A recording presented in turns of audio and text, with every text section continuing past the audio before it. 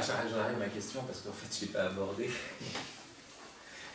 sur la question de l'homme augmenté et de l'homme diminué et du rapport entre les deux. Je pourrais résumer le problème d'une façon très très simple à partir de ce lieu pour moi emblématique de la représentation de la vie humaine, à savoir la petite maison dans la prairie. J'ai déjà expliqué que depuis des années, je portais, même avant les attentats, une pancarte avec écrit « Je suis Charlie » et qu'il s'agissait bien sûr de Charles Ingalls. Parce que, bien sûr, Charles Ingalls est vraiment l'homme par excellence, quoi. Donc, il travaille la terre, il a une maison, il travaille de ses mains, il coupe du bois, il est père de famille, il fait la prière, il joue du violon. Et forcément, c'est l'idéal, on sait très bien que ça. Et en fait, ce qui se passe, c'est que ça a toujours été ça, l'humanité, finalement. Mais c'est très difficile d'arriver à ça, en fait. Mais que comme on a créé des conditions de vie qui nous interdisent cela, ou plutôt qui nous donnent cela, mais à la télévision, c'est ça qui est subtil. En nous interdisant cela, l'idéal est réalisé, mais numériquement. Parce qu'en fait, Charles Ingalls, bien sûr, La petite maison dans la Paris, contribue au transhumanisme. Vous avez compris, parce que vous voyez la série, vous ne le vivez pas. C'est pour ça que je vous dis, le cœur du problème, il est là. Mais vous êtes des hommes diminués, nous ne savons plus rien faire de nos mains. Comme dit Michel Houellebecq, un de ses personnages, nos compétences technologiques sont largement inférieures à celles d'un homme de Néandertal. Nos compétences techniques sont largement inférieures à celles d'un homme. Nous ne savons plus ni chasser, ni faire des vêtements, ni faire un feu. Mais on appuie sur des boutons, on a tout ça, vous voyez. J'ai besoin. On ne sait plus cuisiner, on achète des plats cuisinés. Donc on a perdu les savoir-faire. Or, vous voyez, le lieu propre de l'exercice de l'humanité, ce n'est pas la pure rationalité, c'est une rationalité qui investit le corps et qui rentre en résonance avec la nature. Ce qui se joue dans les arts, en grande partie, jouer d'un instrument, vous faites corps avec votre instrument, un violon. Sans compter que ce violon, le bois, la facture du violon, tout ça vous met en résonance aussi avec le monde, avec l'univers. Mais c'est le cas aussi spécialement de cet art qui est la mère de tous les arts, à savoir l'agriculture. Xénophon dit, l'agriculture, mère de tous les arts. Aristote le dit. Parce que dans l'agriculture, c'est pas l'ingénierie, le sommet de tous les arts, enfin comment dire, ce qui doit être la matrice de tous les arts. Le mode de pensée de tous les arts.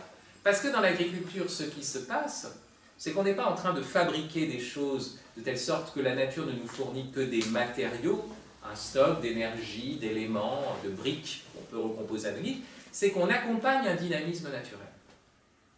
Donc on reconnaît qu'il y a du donné, que les choses ne sont pas nos constructions d'abord. C'est pour ça que le paysan est un païen au sens où il honore les dieux. Vous verrez dans tous les traités d'agriculture du monde antique, il y a toujours cette idée que le point le plus important de l'agriculture, c'est la prière. C'est très étonnant. À cause des variations météorologiques, à cause des choses, mais aussi parce que derrière l'agriculture, il y a l'idée qu'il y a un donné initial, que nous n'avons pas tout construit. Nous sommes arrivés dans une nature, alors bien sûr, il faut y mettre notre sueur, mais ça rend. Alors ça c'est très intéressant, mais tout ça nous a été retiré. Quand vous regardez la hiérarchie des métiers aujourd'hui, être agriculteur c'est la pire des choses, il y a de quoi se suicider. Et pas simplement parce que, c'est pas parce qu'il n'y a plus d'agriculture, parce que vous ne pouvez plus être un paysan, parce que vous êtes l'exécuteur des volontés technocratiques, des ingénieurs de l'INRA sous couvert de la FNSEA, enfin je parle de la France, vous voyez ce que je veux dire, et puis des injonctions de la PAC. Je dis la PAC parce que vous comprenez, derrière ça, la politique agricole commune de l'Europe, il y a l'idée de vraiment de voilà, de la vraie religion, c'est la Pâque, hein, on doit traverser par la vraie Pâque. Donc, c'est fini, vous pouvez plus, vous n'avez plus de rapport à la nature, vous êtes obligé, vous vous rendez compte le malheur d'un agriculteur, d'un paysan qui fait ça parce qu'il est aussi en rapport avec la terre. En fait, c'est plus la terre qu'il a. Et puis, il est obligé d'envoyer des pesticides, d'envoyer des trucs, ça devient monstrueux.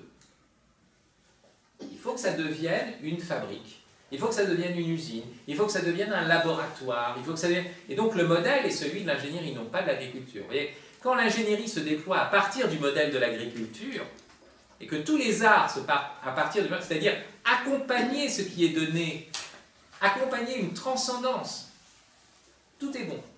Mais quand c'est l'inverse, quand c'est l'ingénierie qui devient l'art suprême, ou quand c'est, en fait, parce qu'il y a au-dessus de l'ingénierie quelque chose, je vous ferai bien, c'est la finance, alors là, tout devient fou. Parce que les ingénieurs sont eux-mêmes, et les scientifiques sont eux-mêmes soumis, en fait, à des cahiers des charges, des choses, et finalement, en dernier lieu, à la finance. Hein. Je voudrais juste faire remarquer ça. Mais il y a un lien entre les deux, je vous dirai lequel. Donc, vous voyez, c'est très intéressant. Aujourd'hui, le sommet des métiers, c'est la finance, c'est la haute finance. Vous êtes un métier dans la haute finance, ça y est, c'est bon, quoi. Alors que dans un esprit médiéval, c'est le pire. C'est le plus bas à l'échelle. D'ailleurs, je pense même que la haute finance mérite l'excommunication au Moyen-Âge. Hein, parce que vous pratiquez un taux... Mais non, vous savez bien, il y a l'interdit de l'usure. Interdit du prêt à intérêt. Donc forcément, c'est pas possible. Il y avait des modes de financement qui n'ont rien à voir avec ce qu'on appelle aujourd'hui finance. C'était du crédit pour de bon, donc je te fais confiance. Crédit, c'est ça ce que ça veut dire. Mais nous, on utilise encore le mot crédit pour des choses qui n'ont rien à voir. Et c'était de la vraie finance, c'est-à-dire au fait où quelqu'un s'engageait dans l'entreprise d'un autre, il disait voilà, moi j'ai de l'argent en plus, je te le donne parce que je crois en tes capacités. Mais là, c'est pas ça. Le type, il s'engage pas. Il attend de gagner sans rien faire, lui. Il est dans l'esprit de rente. Donc, vous voyez, on utilise les mêmes mots. Il faut toujours faire attention, souvent on utilise les mêmes mots alors qu'on désigne des choses complètement différentes. Par exemple, on utilise le mot technique pour désigner, vous voyez, le fait de planter un clou avec un marteau, ou de la menuiserie, et puis les nanotechnologies. Mais c'est quand même pas la même chose. C'est pareil, il faut toujours faire attention. Donc, j'en arrive à maintenant, vous voyez, ma thèse, au fond, c'est que c'est parce que nous avons été privés de nos pouvoirs les plus propres par le fantasme d'un monde où l'on domine en appuyant ses boutons, que nous voulons encore plus intégrer ce monde où on appuie sur des boutons. C'est parce que l'homme a été diminué qu'il rêve d'être un homme augmenté, si vous voulez. C'est parce que nous avons oublié le transhumanisme de Dante, puisque je vous rappelle que transhumana, c'est un néologisme forgé par Dante dans la Divine Comédie, dans le paradis. Transhumané. Mais c'est par quoi? C'était l'acte de la foi, c'était l'acte de la charité, c'était l'acte aussi des arts, de la poésie, hein, de Florence, si vous voulez. On a balayé ça, et donc on passe, on n'a plus ça, on ne peut plus le faire, on ne sait plus. On passe du côté du transhumanisme, de la technoscience. Alors, derrière ça, il y a bien sûr une logique, qui est la logique de l'innovation. C'est un point très important, la logique du progrès, la logique de l'innovation. Pourquoi est-ce que l'innovation a des lettres de noblesse? Parce que, par définition, on va dire, l'homme n'est pas une bête. Il n'est pas pris dans des cycles permanents. Parce que le propre de l'homme, c'est d'avoir une histoire et donc d'inventer. Donc, d'innover. Et dès lors, lorsque vous parlez d'innovation, vous êtes humaniste. Il ne faut pas oublier que le transhumanisme se présente comme un humanisme, hein, aussi. Donc si vous dites, mais attendez, moi par exemple les propos que je tiens, j'ai parlé de Charles Ingalls, les gens arrivent tout de suite, ils disent, mais alors, vous voulez qu'on régresse à l'âge de pierre? Quand on me dit un truc aussi con, généralement je dis, bon, oui, mais évidemment. D'ailleurs, j'aurais déjà un casse-tête sous la main et j'aurais la technique pour vous faire taire. Là. Parce que vous devriez lire ou relire le très beau livre de Marshall Salins qui s'appelle Âge de pierre, âge d'abondance. qui montre comment l'économie des chasseurs-cueilleurs est une économie, non pas de Witten, ou vous savez, ces représentations de la préhistoire, mais non, pas du tout.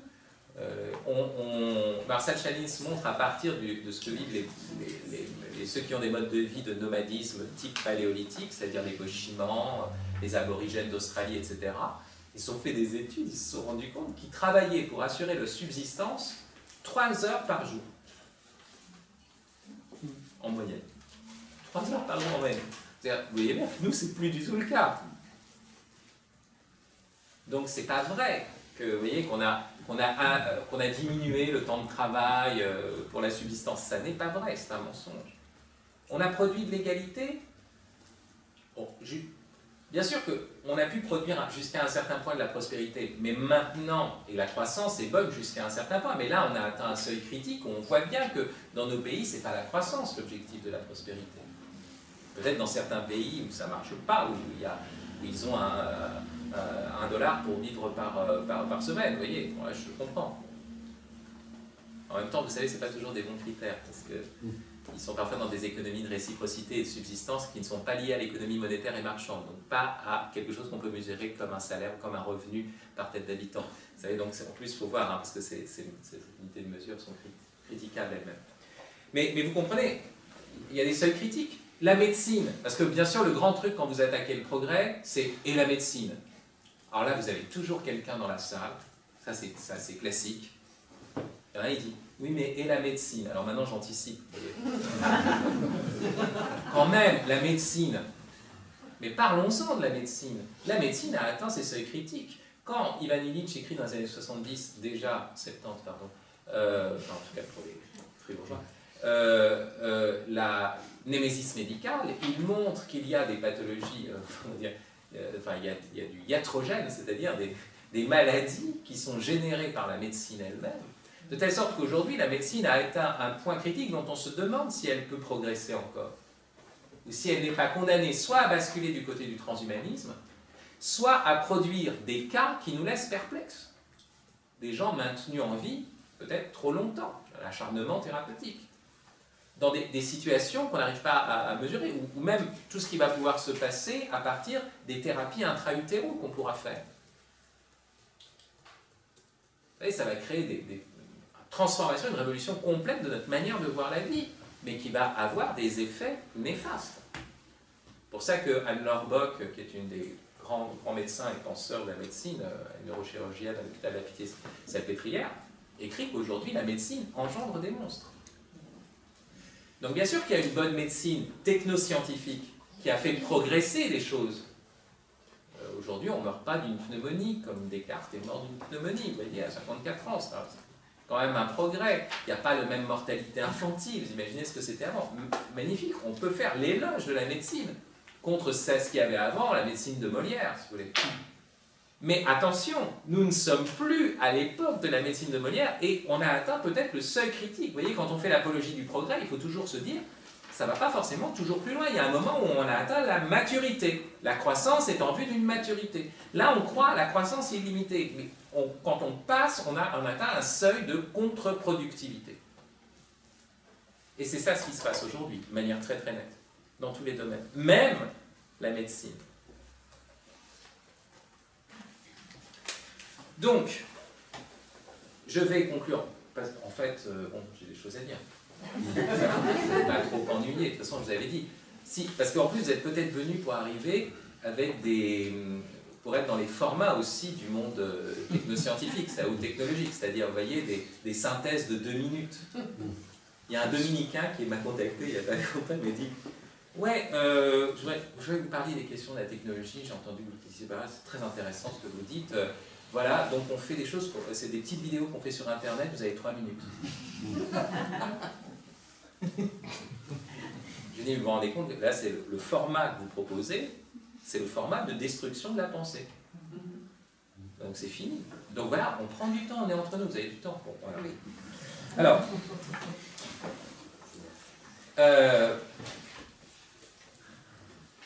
le point qui est fondamental, c'est que en réalité, le progrès qui est proposé est un progrès des objets et non pas un progrès des sujets. Ça, c'est la première chose que je voudrais vous montrer. L'innovation, essentiellement, interdit tout renouvellement du sujet et ne propose une nouveauté qui est une nouveauté extérieure à nous, qui est la nouveauté des objets. Vous passez de la plume doigt au stylo plume, au stylo bille, à la machine à écrire, au traitement de texte, à la tablette, etc. Très bien. Mais est-ce que vous savez faire ce que savait faire Cicéron avec une plume doigt? Les objets ont progressé. Mais vous, est-ce que vous avez acquis un savoir-faire? Ça, c'est une vraie question. Donc en fait, nous, on n'a plus à progresser, on s'est déchargé sur les objets de la question du progrès. Et en réalité, ce qui se passe, c'est que le progrès des objets aboutit non seulement à, vous voyez, à une stagnation souvent du progrès des individus, mais plus souvent à une régression. De telle sorte que les savoir-faire, comme je vous l'ai dit au départ, nous sont de plus en plus retirés. Et que nous déléguons cela à des machines. Mais de sorte aussi que même la patience qu'implique l'acquisition du savoir-faire nous est retirée, et nous sommes de plus en plus dans une économie pulsionnelle. J'ai beaucoup écrit là-dessus, vous pourrez lire sur le site de la revue Limite, revue d'écologie intégrale, dont je suis le président d'honneur. Les jeunes gens qui s'en occupent m'ont demandé, mais j'écris chaque semaine une chronique, qui est la chronique qui est publiée en fait dans le quotidien Avenir, et j'ai une chronique hebdomadaire dans Avenir, mais qui paraît en français sur le site de la revue Limite, qui s'appelle, j'ai fait un texte qui s'appelle « Perfectionnement du pulsionnel », où je montre qu'en fait, plus la technologie se développe, plus elle cultive, à l'envers, c'est pas le mot culture n'est pas juste, en nous, le mode pulsionnel.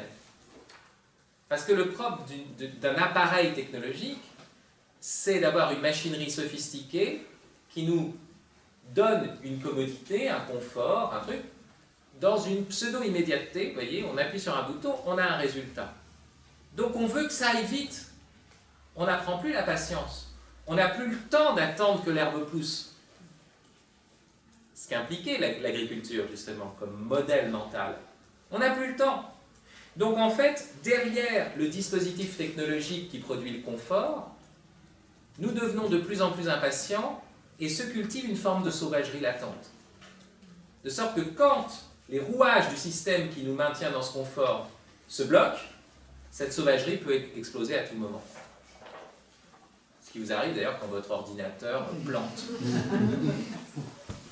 Et vous commencez d'ailleurs à insulter l'ordinateur, le pauvre, vous l'humanisez, vous régressez sur un mode qui est infra-païen, c'est-à-dire, vous voyez, parce que les païens rendaient des cultes à des objets, à des idoles, vous savez que c'est normal, vous dites, mais qu'est-ce que tu fais là? Et puis vous devenez fou, quoi.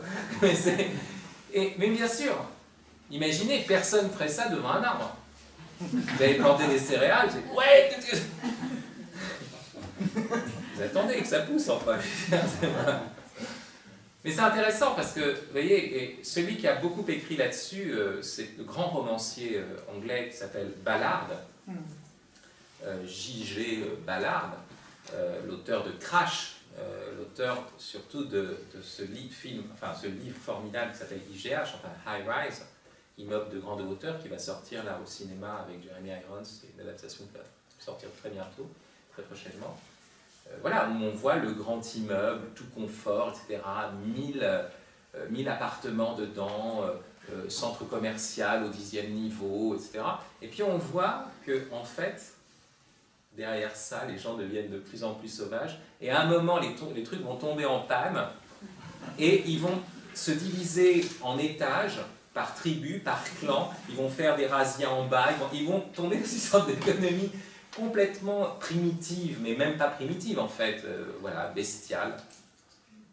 Très intéressant. Donc vous voyez, progrès des objets au détriment des progrès du sujet. Deuxième point, l'innovation. Qu'est-ce que c'est que l'innovation? L'innovation, c'est l'obsolescence. C'est-à-dire que une économie de l'innovation permanente, c'est une économie du déchet. Il faut qu'il y ait du déchet. Parce que le propre de l'innovation, c'est non seulement qu'elle ne concerne pas le sujet, mais qu'en plus l'objet doit se substituer à un autre objet. Lui-même étant, vous voyez, l'objet n plus 1 remplace l'objet n, et lui-même va être remplacé par l'objet n plus 2. D'accord? Donc à la fin, vous jetez. Vous voulez réparer quelque chose? On a parlé de réparation au début. Mais on ne répare plus.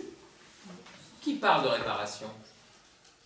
À chaque fois, vous aviez un fer à repasser, vous lui demandiez la réparation, vous dites mais non, vous allez acheter comment ça s'appelle, la centrale vapeur.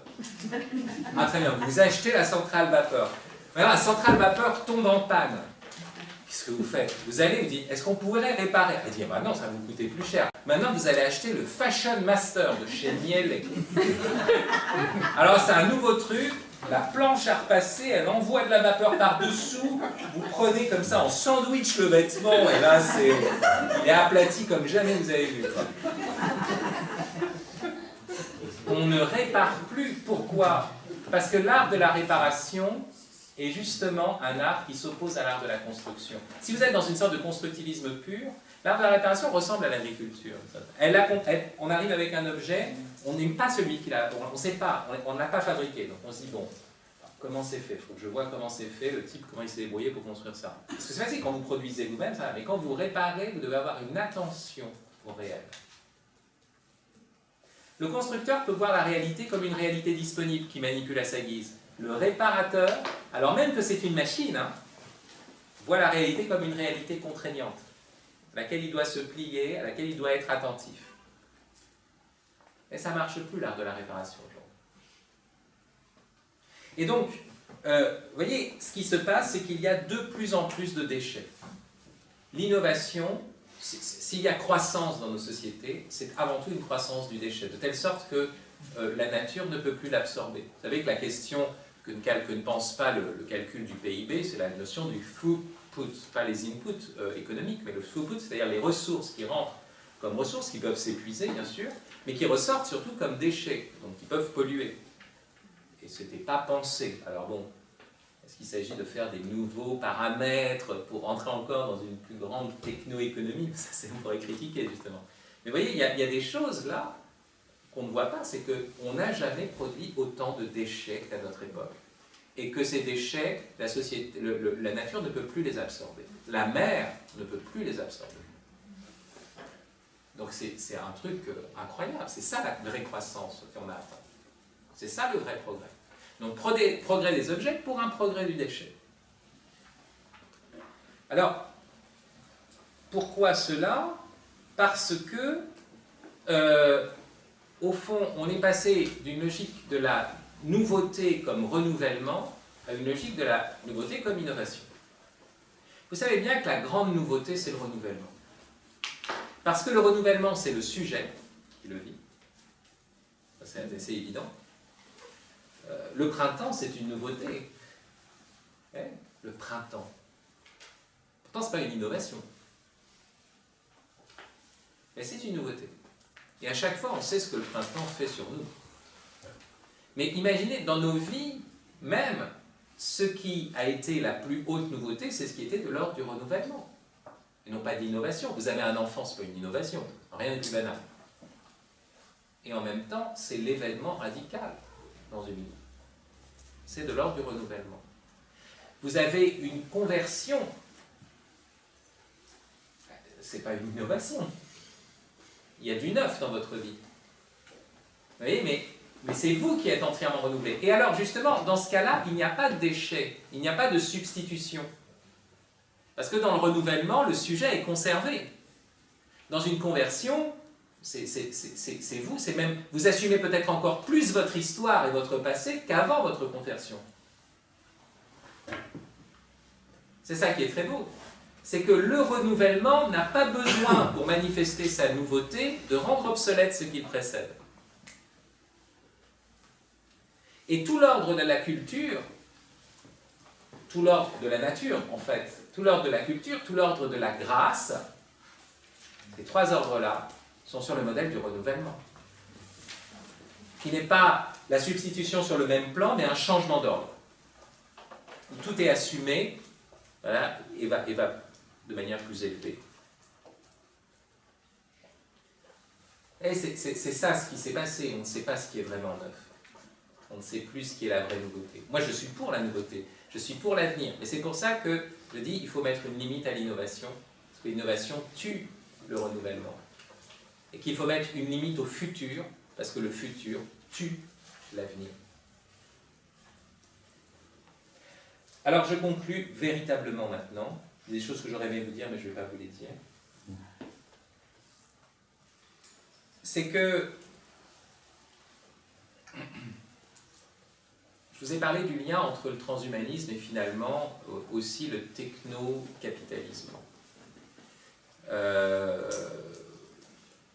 Le pape, c'est très intéressant, dans l'encyclique Laudato Si, dit parfois le paradigme technocratique qui régit notre société, donc technocratie, puis après il dit techno-économique, puis après il dit paradigme consumériste. Et c'est intéressant parce que on n'analyse pas assez, et lui-même ne le thématise pas, comment est-ce qu'on passe de l'un à l'autre. Comment se fait-il qu'il y a ce lien? Le transhumanisme, c'est en fait un symptôme de l'économie libérale, de l'économie, je ne sais pas comment l'appeler, peut-être il y a un capitalisme que j'aime bien, c'est le capitalisme entrepreneurial, familial, etc., parfait. Moi je parle du capitalisme de la haute finance, bien sûr. Capitalisme de l'argent. Et on le voit très bien parce que moi j'ai vu des gens qui m'ont invité pour faire, des catholiques qui m'ont invité pour faire une conférence sur le transhumanisme, qui avaient lancé, je ne sais plus, une sorte d'initiative, et celui qui gagnait, qui réussissait cette initiative, je ne sais pas, autour de l'innovation d'ailleurs, justement, imaginez, on lui payait un séjour à l'université de la singularité. Oui, là on se dit, mais il y a quand même un problème. C'est là que ça se joue. Pourquoi cela? Parce que c'est très simple. S'il y a saturation des marchés, s'il y a saturation s'il y a épuisement des ressources, eh bien, il faut ouvrir de nouveaux marchés. C'est quoi le nouveau marché? Avant, on exploitait le mineur, mais on l'exploitait pour qu'il exploite la mine. Maintenant, on va exploiter le mineur qui devient lui-même le gisement. Vos organes, votre génome, vos désirs, tout ça est réinvesti et devient un nouveau marché. Le marché, alors du gadget plus sophistiqué, l'innovation, mais qui ne vous apprend pas mieux à écrire ni à penser, c'est ça qui est grave, et même qui vous empêche de penser. Vous savez que Nicolas Carr, qui a un des grands réfléchi sur les effets de l'Internet, montre que les capacités cognitives diminuent en fait. Capacité de vraie réflexion conceptuelle. Bon, pas d'association d'images, ça oui, ça va très très vite, mais ça va plus vite. Et la réflexion conceptuelle disparaît. Donc, vous êtes diminué par ces nouveaux gadgets se développent, mais c'est des nouveaux marchés, c'est une nouvelle source de profit. Quand vous allez à l'université de la singularité, un des cours majeurs, c'est des investisseurs qui y vont. Ce n'est pas tellement des scientifiques qui vont à l'université de la singularité, c'est des investisseurs. Et on leur propose le cours Exponential Finance. L'exponentialité qu'on voudrait introduire dans l'homme, en fait, c'est la logique de croissance illimitée que propose un système, vous voyez, technolibéral. Donc il y a un lien entre les deux. Et cela vient de ce qu'en réalité, justement, l'argent, sans doute, est le premier dispositif technologique, si j'ose dire.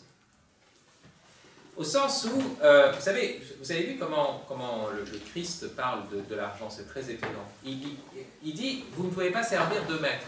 Et c'est curieux cette phrase, parce que c'est une phrase qui pourrait nous dire, mais un instrument, je ne vois pas comment je vais me mettre à devenir l'esclave de mon crayon. C'est un instrument. Ça me sert. Moi, je ne vais pas servir mon crayon, ça ne me vient pas à l'idée. Avec un marteau, ça ne vous vient pas à l'idée de devenir le serviteur du marteau, c'est pas possible. Sauf si vous êtes exploité par un autre. À ce moment-là, vous devenez un esclave, mais d'un autre. Ce n'est pas le marteau lui-même qui vous tient en esclavage. Et là, pour l'argent, on a un instrument dont on nous dit qu'il n'est pas exactement un instrument. C'est très curieux. Le Christ, là, a déjà ce que Heidegger va essayer de développer conceptuellement, C'est-à-dire le fait que les objets, il y a des objets techniques qui sont, voilà, le marteau, il est comme ça, il est posé, mais il y en a certains, la technologie, qui ont eux-mêmes une tendance propre, et dont on ne peut pas simplement faire bon usage comme ça, parce que ces objets transforment notre manière de voir le monde. C'est-à-dire qu'on croit qu'il faut en faire bon usage, mais la question du bon usage se pose à l'intérieur de la configuration du monde amenée par ces objets eux-mêmes. C'est ce que je vous ai montré au tout début, vous vous souvenez? On critique la technique à partir des standards de la technique. Alors que ces objets-là nous poussent à voir le monde d'une certaine manière. Et c'est le cas de l'argent. Qu'est-ce que c'est que l'argent? L'argent, d'abord, est un équivalent universel. Eh ben, c'est très drôle parce que ça ressemble au numérique. C'est le numéraire. Tout peut être convertible en numéraire. Ça vaut tant. Vous voyez? La numérisation et la numérarisation, si j'ose dire, c'est des choses qui sont intrinsèquement liées. Le premier dispositif technologique, le premier Gestell, pour employer le terme heideggerien, d'un raisonnement, c'est où le monde tout entier peut être ramené à cette unité de valeur, c'est l'argent.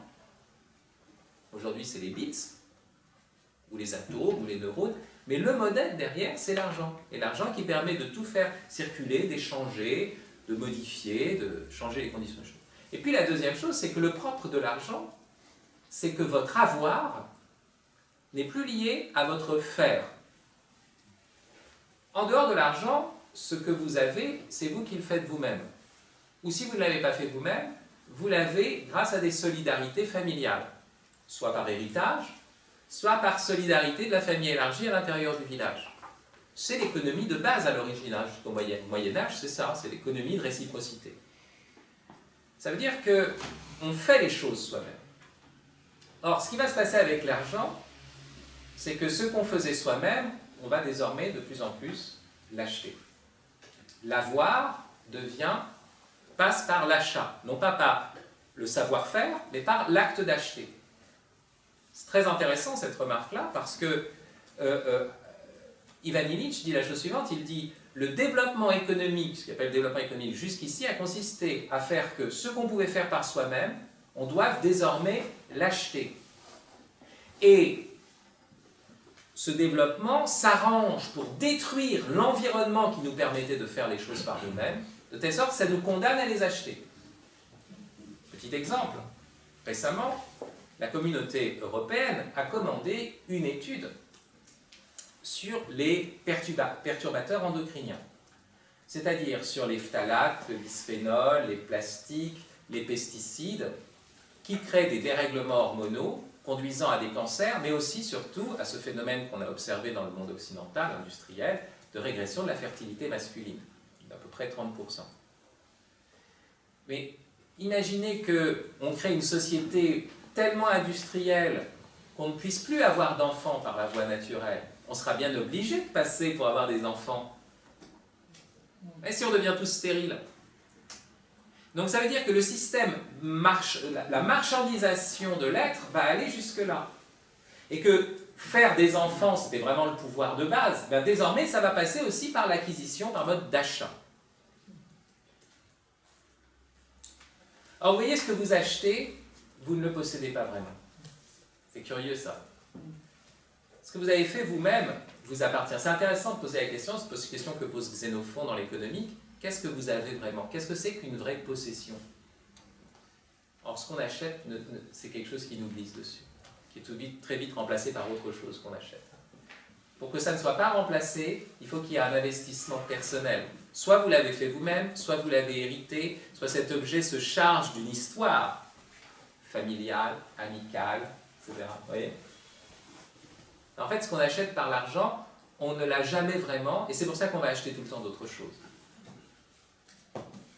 Alors vous remarquerez que c'est la même chose. Mon corps ne va plus être mon corps, mais avec des objets que je vais acheter, des performances, et je vais aller toujours dans ce sens d'amplification. Donc vous voyez, pour conclure, quand le pape parle d'un paradigme techno-économique, il faut bien comprendre que derrière le transhumanisme, et si on veut vraiment attaquer le transhumanisme, il ne suffit pas de condamner des farfelus qui veulent faire des cyborgs.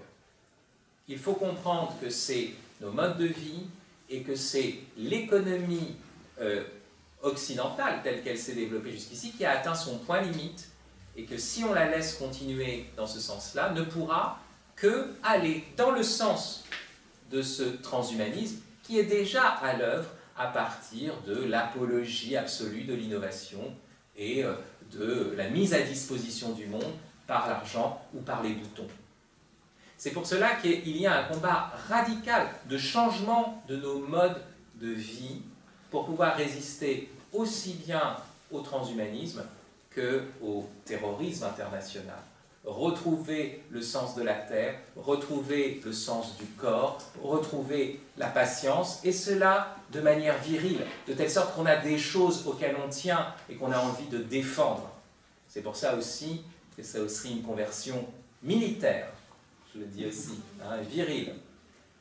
Et cela, ça n'est possible que parce que nous reconnaissons d'abord le don initial de notre corps, le don initial de la nature, même si elle est blessée, même si elle est... Vous voyez, telle sorte que notre art, notre ingénierie, notre ingéniosité n'est pas là pour fabriquer tout à partir de rien, mais pour accompagner un donné initial dans son développement, pour mener une vie vraiment humaine. Et cela, pour y arriver, il faut d'une certaine façon croire à ce don, il faut croire qu'il y a une providence derrière cela. Et c'est pour cela que, à mesure que nous avançons aussi, pour pouvoir rester simplement humain, il faudra de plus en plus croire que Dieu s'est fait homme. Voilà, merci.